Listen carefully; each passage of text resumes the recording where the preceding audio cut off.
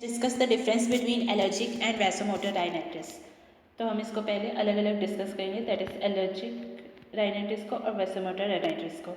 Allergic rhinitis को हम 9 headings में डिस्कस करेंगे, that is introduction, second clinical types, third aetiology, fourth pathogenesis, fifth clinical features, then sixth diagnosis, seventh investigations, eighth complications and ninth treatment.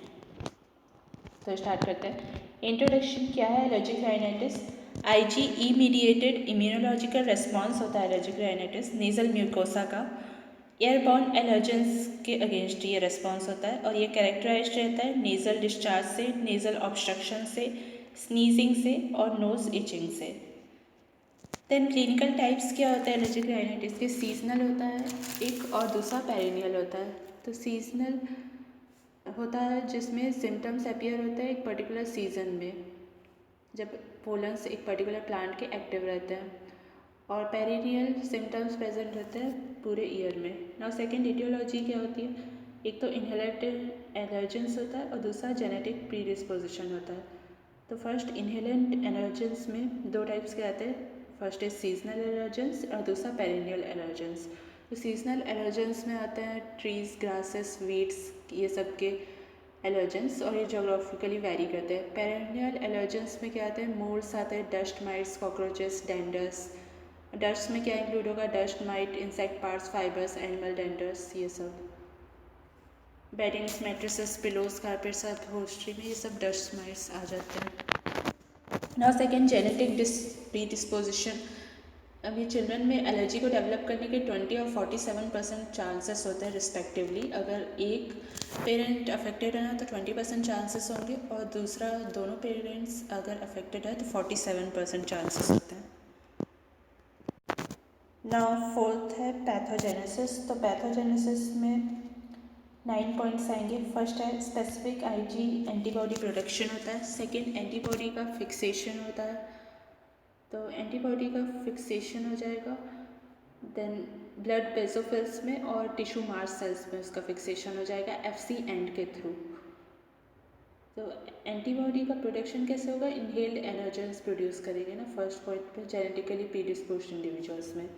उसके बाद third क्या होगा? Antigen combine कर लेगा एंटीबॉडी के साथ, तो सब्सिक्वेंट एक्सपोजर में वो कंबाइन करता है आईजी एंटीबॉडी के साथ उसके फैब एंड पे, और ये रिएक्शन फिर क्या प्रोड्यूस करता है? फोर्थ पॉइंट में डीग्रेन्युलेशन मास सेल्स का, जिससे कि रिलीज होता है फिर बहुत सारे केमिकल मीडिएटर्स का। फिफ्थ पॉइंट में ये है। तो या तो वो फ्रेशली सिंथेसाइज्ड होता है या तो पहले से सिंथेसाइज्ड रहता है। देन सिक्स्थ पॉइंट क्या है? सिम्टोमेटोलॉजी आती है उससे, vasodilation, second mucosal oedema, third eosinophil infiltration, fourth nasal glands का secretion. Then seventh priming effect आता है। प्राइमिंग इफेक्ट मतलब क्या? म्यूकोसा अर्लियर सेंसिटाइज्ड रहती है एक एलर्जन में, वो रिएक्ट करेगी smaller doses of subsequent specific allergen पे, और non specific nasal hyper reactivity भी आ जाती है। तो ये क्या रहता है? उन पेशेंट्स में देखा जाता है एलर्जिक राइनाइटिस के जिनमें स्पेसिफिक नहीं होता है। तो ये इंक्रीज्ड नेजल रिस्पॉन्स होता है नॉर्मल स्टिमुलाई के अगेंस्ट, जैसे कि कोई भी नॉर्मल स्टिमुलाई रहेगा तो उसके अगेंस्ट स्नीजिंग आएगी, राइनोरिया आएगा और नेजल कंजेशन, ये सब हो जाता है ना। एलर्जिक रिस्पॉन्स के दो फेसेस होते हैं, एक तो होता है एक्यूट अर्ली फेस और दूसरा लेट या डिलेड फेस। तो नाइन्थ पॉइंट इसका एलर्जिक रिस्पॉन्स फेसेस का है। तो अर्ली एक्यूट फेज जो होता है वो हिस्टामिन के कारण होता है, इसमें sneezing, nasal blockage, rhinorrhoea, bronchospasm ये सब होता है। तो ये विद इन 5 to 30 मिनट्स होता है। देन लेट या डिलेड फेज इन्फिल्ट्रेशन के कारण होता है। इन्फिल्ट्रेशन किसका? Inflammatory cells, eosinophils, neutrophils, basophil, monocytes, CD4+ T cells, ये सब का इन्फिल्ट्रेशन एंटीजन की डिपोजिशन की साइड पे। तो इनसे ये सिम्टम्स आते हैं और ये 2 से 8 घंटे के अंदर आते हैं जब एक्सपोजर होता है। तो उसके बाद नाउ फिफ्थ क्लिनिकल फीचर्स के हैं इसके, तो इसको कौन कौन सी हेडिंग्स में देखेंगे? ऑनसेट, सिम्टम्स एंड साइंस के हेडिंग्स में, 3 हेडिंग्स में देखेंगे। तो क्लिनिकल फीचर्स ऑनसेट क्या होते हैं? एज के किस एज में होता है ये एलर्जिक राइनाइटिस? 12 to 16 ईयर्स में होता है। सिम्टम्स सीजनल नेजल एलर्जी और पेरिनियल एलर्जी के अलग अलग होते हैं। तो सीजनल नेजल एलर्जी के क्या सिम्टम्स होते हैं? पैरोक्सिस्मल स्नीजिंग होती है, मतलब सडन अटैक आता है स्नीजिंग का, इंक्रीज हो जाता है, सडन इंक्रीज या अटैक या रिकरेंस ऑफ सिम्टम्स को पैरोक्सिस्मल बोलते हैं। देन सेकेंड नेजल ऑब्स्ट्रक्शन हो जाता है, थर्ड वाटरी नेजल डिस्चार्ज आता है, एंड फोर्थ नोज में इचिंग होती है। फिर पेरिनियल एलर्जी के क्या सिम्टम्स रहते हैं? फ्रीक्वेंट कोल्ड होता है, post nasal drip. Post nasal drip मतलब क्या? नोज से जो सिक्रेशन होता है ना, जो वो ड्रेन करने लगता है थ्रोट में, और जिससे कि कंजेशन और कफ होने लगता है। ये पैथोजेनेसिस का डायग्राम हमने देखा था, ये है पैथोजेनेसिस। IgE के स्ट्रक्चर है ये, FC एंड अटैच है मास्ट सेल पे और ब्लड ब्लेसोफिल पे, या और जबकि Fab and antigen binding site है। और सेकेंड वाले डायग्राम में क्या दिखा रहा है? Release of mediator substances from mast cell, जो कि सिम्टम्स प्रोड्यूस कर रहे हैं नेजल एलर्जी के। एक एंटीजन ब्रिज कर रहा है दो मॉलिक्यूल्स ऑफ Ig एंटीबॉडी को, तो ऊपर में एंटीजन है, नीचे एंटीबॉडी, देन मास्ट सेल्स है, मीडिएटर रिलीज हो रहा है, न्यूली सिंथेसाइज्ड मीडिएटर्स और प्री फॉर्म मीडिएटर्स दोनों अफेक्ट कर रहे हैं सिम्टोमेटोलॉजी को। और यहाँ पे स्ट्रक्चर में FC एंड FAV एंड है, और heavy chain light chain tail है, और उसका डाइसल्फाइड बॉन्ड शो किया गया है। नाउ स्पेसिफिक एलर्जिक और नॉन स्पेसिफिक जो स्टिमुलाई होते हैं वो मास्ट सेल पे कैसे एक्ट करते हैं, ब्लड वेसल्स पे, जिससे कि सेवरल मीडिएटर सब्सटेंस रिलीज होते हैं और वो रिस्पॉन्सिबल होते हैं एलर्जी के सिम्टम्स के लिए। तो इसके स्टेप्स क्या होंगे? स्पेसिफिक एलर्जिक स्टिमुलस आया पहले Ig मीडिएटेड, उसके बाद मास्ट सेल या ब्लड वेसोफिल वो एक्टिव हो गए, या नॉन स्पेसिफिक स्टिमुलाई भी आया, जैसे कि weather changes, temperature, humidity, emotional stimuli, salicylates, viral infections या एयर पोल्यूशन। तो उससे क्या हुआ? मास्ट सेल या ब्लड वेसोफिल ये सब से एक्टिव हो गए। फिर ड्रॉप हुआ cyclic AMP by cyclic GMP ratio में। फिर रिलीज हुआ प्री फॉर्म्ड और न्यूली फॉर्म्ड मीडिएटर्स। देन उससे तीन चीज़ें होगी, या तो वस्कुलर परमेबिलिटी इंक्रीज हो जाएगी और वेसोडाइलेशन हो जाएगा, दूसरा चेंज होगा स्मूथ मसल टोन में, और तीसरा हाइपर एक्टिविटी हो जाएगी ग्लैंड्स की। तो वस्कुलर परमेबिलिटी और वेसोडाइलेशन हो जाएगा, तो इससे क्या होगा? वस्कुलर परमेबिलिटी इंक्रीज होने से टिश्यू ईडिमा हो जाएगा और नेजल ब्लॉकेज हो जाएगा। फिर स्मूथ मसल टोन में चेंज होने से क्या होगा? ब्रोंकोस्पाज्म होगा। देन ग्लैंड्स की हाइपर एक्टिविटी से क्या होगा? सिक्रेशन बढ़ जाएगा, तो राइनोरिया हो जाएगा। तो ये सारे सिम्टम्स प्रोड्यूस हो जाएंगे। ना हम क्लिनिकल फीचर्स में थे, क्लिनिकल फीचर्स में हम देख रहे थे कि पेरिनियल एलर्जी के क्या सिम्टम्स होते हैं। तो पेरिनियल एलर्जी के सिम्टम्स में पहला फ्रीक्वेंट कोल्ड होता है, दूसरा पोस्ट नेजल ड्रिप हमने देखा था, फिर तीसरा स्टफ़ी नोज़ होता है, और fourth loss of smell sense होता है, and then fifth chronic cough खांसी आएगी, और फिर सिक्स्थ है हियरिंग इम्पेयरमेंट भी हो जाता है। ना साइंस क्या आता है इसमें? साइंस को हम अलग अलग पार्ट्स में डिवाइड किए हैं, that is nasal science first, second ocular science, third otologic science, fourth pharyngeal science and fifth laryngeal science. तो 5 टाइप के साइंस हैं। नेजल साइंस में क्या आएगा? ट्रांसवर्स नेजल क्रीज फॉर्म हो जाएगा। वो क्या होता है? एक ब्लैक लाइन होती है डॉर्सम ऑफ नोज के मिडिल में, अक्रॉस द मिडिल, और constant upward rubbing of nose के कारण होती है। ये एक सैल्यूट के जैसे दिखती है, वो एलर्जिक सैल्यूट के जैसे। देन सेकेंड टर्बिनेट स्वोलन हो जाएंगे, थर्ड नेजल म्यूकोसा में चेंज आएगा, एंड फोर्थ म्यूकॉइड डिस्चार्ज आएगा। नेजल तो टर्बिनेट स्वेल हो जाएंगे सेकेंड में, एंड नेजल म्यूकोसा में क्या चेंज आएगा? पेल और इडिमेटस हो जाएगा, और जो ब्लूइश भी दिख सकता है। देन फोर्थ म्यूकॉइड डिस्चार्ज या watery discharge, thin watery discharge आएगा, दोनों प्रेजेंट हो सकता है। ना ऑक्यूलर साइंस में लिड्स में चेंजेस आएंगे, कंजक्टाइवा में, और एलर्जिक शाइनेस दिखेंगे। तो लिड्स में क्या चेंज आएगा? ईडिमा आएगा। कंजक्टाइवा में क्या? कंजेशन और कॉबल स्टोन अपीयरेंस दिखेगा, और एलर्जिक शाइनर्स मतलब कि डार्क सर्कल्स दिखेंगे आइज़ के अंडर। शाइनर्स मतलब होता है ब्लैक आई। ओटोलॉजिक साइंस में क्या दिखेगा? रिट्रैक्टेड टिम्पैनिक मेम्ब्रेन और सेरेसोटाइटिस मीडिया। तो सेरेसोटाइटिस मीडिया क्या हो जाएगा? यूस्टेशन ट्यूब के ब्लॉकेज के कारण। नाउ फेरेंजियल साइंस में क्या आएगा? ग्रैनुलर फेरेंजाइटिस आएगा, और दूसरा प्रोलॉन्ग माउथ ब्रीथिंग सिम्टम्स। तो ग्रैनुलर फेरेंजाइटिस मतलब क्या? फेरिंग्स के म्यूकस मेम्ब्रेन में अल्ट्रेशन हो जाता है, और जो इन्वॉल्व करता है म्यूकस ग्लैंड्स और लिम्फ फॉलिकल्स को। और प्रोलॉन्ग्ड माउथ ब्रीथिंग सिम्टम्स जैसे देखने को मिलता है ना चिल्ड्रन में, एडिनॉइड हाइपरप्लेशिया में जैसे देखने को मिलता है, वैसे ही यहाँ पे भी फीचर्स आएंगे। नाउ लैरिंजियल साइंस फिफ्थ, तो उसमें क्या आएगा? होर्सनेस फर्स्ट, और सेकेंड वोकल कॉर्ड का ईडिमा। नाउ डायग्नोसिस 6 हेडिंग है। तो डायग्नोसिस कैसे करेंगे? Based on the duration of disease first and second based on the severity of disease. तो ड्यूरेशन ऑफ डिसीज़ के बेसिस पे एक तो इंटरमिटेंट हो सकता है, दूसरा परसिस्टेंट। इंटरमिटेंट कब बोलेंगे? जब सिम्टम्स उसमें प्रेजेंट है फॉर पहला तो 4 डेज अ वीक से कम में या फिर लेस देन 4 वीक्स, तो दोनों में इंटरमिटेंट बोलेंगे। परसिस्टेंट कब बोलेंगे? जब सिम्टम्स प्रेजेंट है greater than 4 days a week या फिर ग्रेटर देन 4 वीक्स। ना सिवियरिटी ऑफ डिजीज़ के बेसिस पे दो टाइप्स में क्लासीफाई कर सकते हैं, माइल्ड और दूसरा मॉडरेट या सिवियर। माइल्ड कब बोलेंगे? जब none of the following symptoms present रहेंगे। कौन से 4 सिम्टम्स नहीं प्रेजेंट रहेंगे?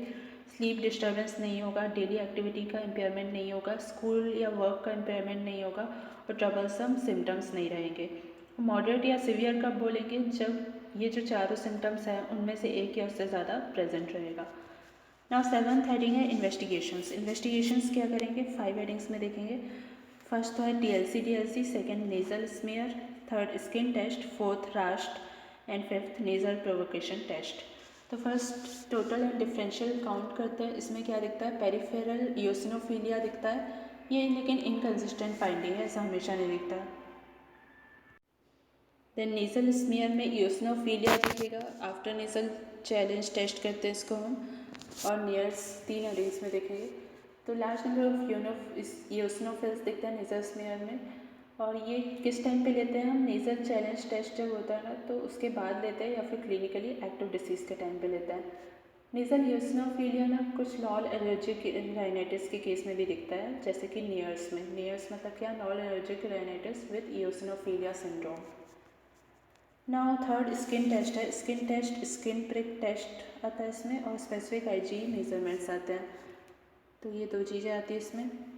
स्किन प्रिक टेस्ट में वही 4 आर्म पे करते हैं इसको, और specific IgE measurements specific allergen को फाइंड आउट करने के लिए करते हैं।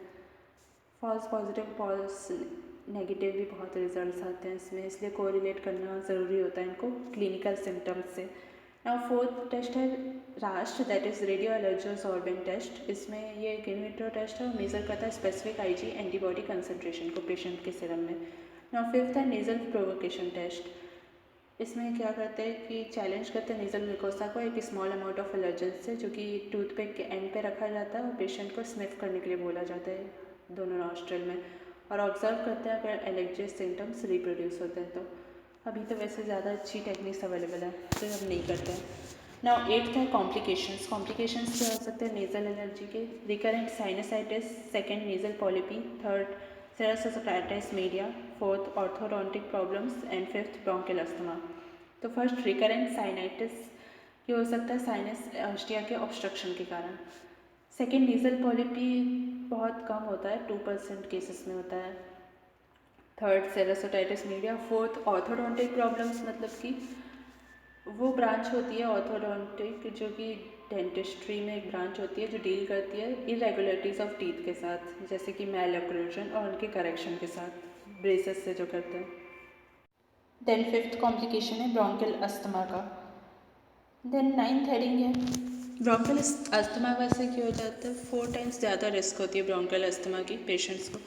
नाउ 9th हेडिंग है ट्रीटमेंट। ट्रीटमेंट को हम कौन कौन सी हेडिंग्स में देखेंगे? एलर्जन के avoidance first, second treatment with drugs, third immunotherapy and fourth step care approach. तो ये 4 हेडिंग्स में देखेंगे। अवॉइडेंस ऑफ एलर्जन कैसे करते हैं? पेट का रिमूवल करते हैं, या सेकेंड पिलो इनकेसिंग को चेंज करके कर सकते हैं, थर्ड वर्क प्लेस को चेंज करके, फोर्थ जॉब चेंज करके एंड फिफ्थ फूड आर्टिकल का एलिमिनेशन करके पर्टिकुलर जिससे एलर्जी है। Now treatment with drugs and second है ट्रीटमेंट विथ ड्रग्स। तो उसमें फर्स्ट है antihistaminics, second sympathomimetic drugs, third corticosteroids, fourth sodium cromoglycate, fifth anticholinergic, sixth leukotriene receptor antagonist and seventh एंटी-IgE जो कि अप्रूव नहीं हुआ अभी। तो first antihistaminics rhinorrhoea, sneezing, itching ये सब के लिए देते हैं और इसका साइड इफेक्ट ड्राउजीनेस होता है। देन सिम्पेथोमाइमेटिक ड्रग्स कंजेशन ईडिमा के लिए देते हैं और ये कॉज करता है CNS का स्टिमुलेशन भी सेंट्रल नर्वस सिस्टम का, इसलिए इसको कंबाइंडली देते हैं एंटीहिस्टामिनिक्स से, क्योंकि उसका साइड इफेक्ट ड्राउजीनेस होता है तो इसको ओवरकम कर लेता है ये। और सूडोएफेड्रिन और फिनाइलेफ्रिन ये सब दिया जाता है इसमें। कॉर्टिकोस्टेरॉइड्स एक्यूट एपिसोड्स के केस में देते हैं और सेवरल सिस्टमिक साइड इफ़ेक्ट्स होते हैं इसके लिए, इसलिए इसको एक्यूट एपिसोड्स में ही देते हैं।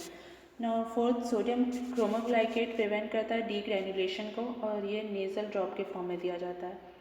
फिफ्थ, एंटीकोलिनर्जिक जो है राइनोरिया के लिए दिया जाता है नेज़ल स्प्रे फॉर्म में।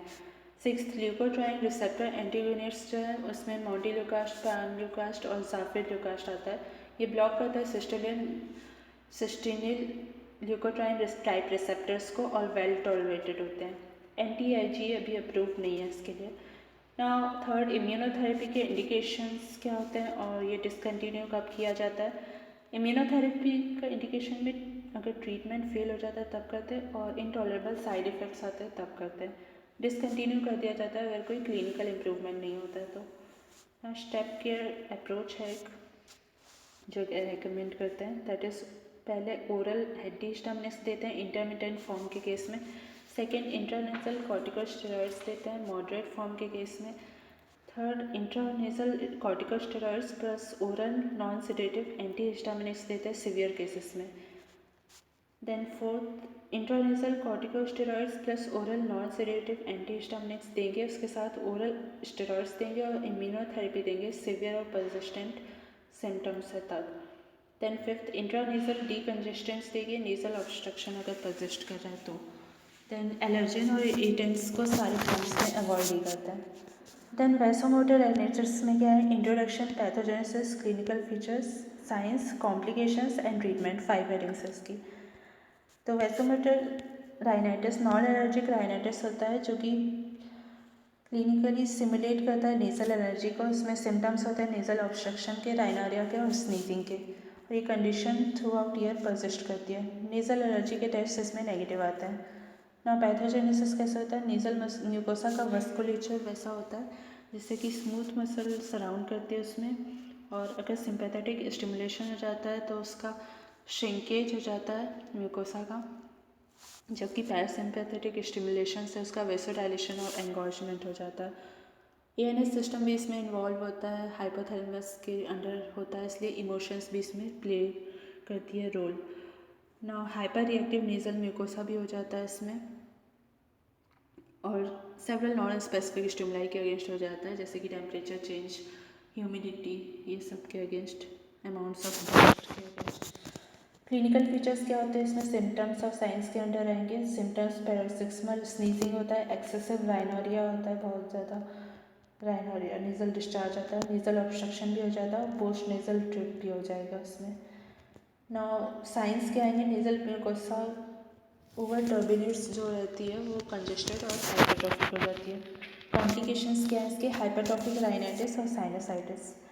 ट्रीटमेंट क्या है, मेडिकल सर्जिकल, 2 हेडिंग्स में। मेडिकल में अवॉइडेंस ऑफ फिजिकल फैक्टर्स करेंगे। Second, antihistaminics. Third, topical steroids. Fourth, systemic steroids and fifth, psychological factors. तो फिजिकल फैक्टर्स को अवॉइड करना मतलब sudden change in temperature avoid करना, ह्यूमिडिटी अवॉइड करना, ब्लास्ट ऑफ एयर या डस्ट को अवॉइड करना। एंटीहिस्टामिनिक्स और ओरल नेज़ल डिकंजेस्टेंट्स देंगे जो हेल्पफुल होते हैं नेज़ल ऑब्स्ट्रक्शन को रिमूव करने के लिए, स्नीजिंग और राइनोरिया के लिए। टॉपिकल स्टेरॉइड्स देते हैं जो कि बैक्लोमिथाजोन, डाइप्रोपियोनेट, ब्यूटेसिनॉइड या फ्लूटिकासोन, ये सब देते हैं स्प्रे या एरोसोल की तरह सिम्टम्स को कंट्रोल करने के लिए। ना systemic steroids fourth, short time के लिए देते हैं बहुत सीवियर केसेस में। साइकोलॉजिकल फैक्टर्स में रिमूव करने के लिए ट्रैंक्विलाइजर्स की ज़रूरत हो सकती है। ना सर्जिकल में नेज़ल ऑब्स्ट्रक्शन का रिमूवल करते हैं और सेकेंड विडियम न्यूरेक्टमी करते हैं।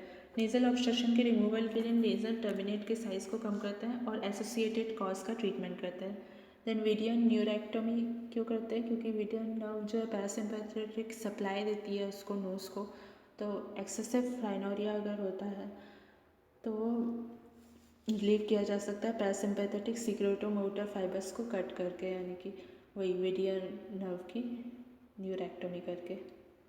सीक्रेटोमोटर फाइबर्स होते हैं ना, सिक्रेशन को भी कंट्रोल करते हैं ना। डिफरेंस क्या हमने देखा, एलर्जिक राइनाइटिस एलर्जिक होता है, वैसोमोटर वाला नॉन एलर्जिक होता है। एलर्जिक वाला सीजनल या पेरिनियल हो सकता है, वैसोमोटर हमेशा पेरिनियल होता है ना। सिम्टम्स और साइंस और ट्रीटमेंट और कॉम्प्लिकेशंस में भी डिफरेंस आएगा।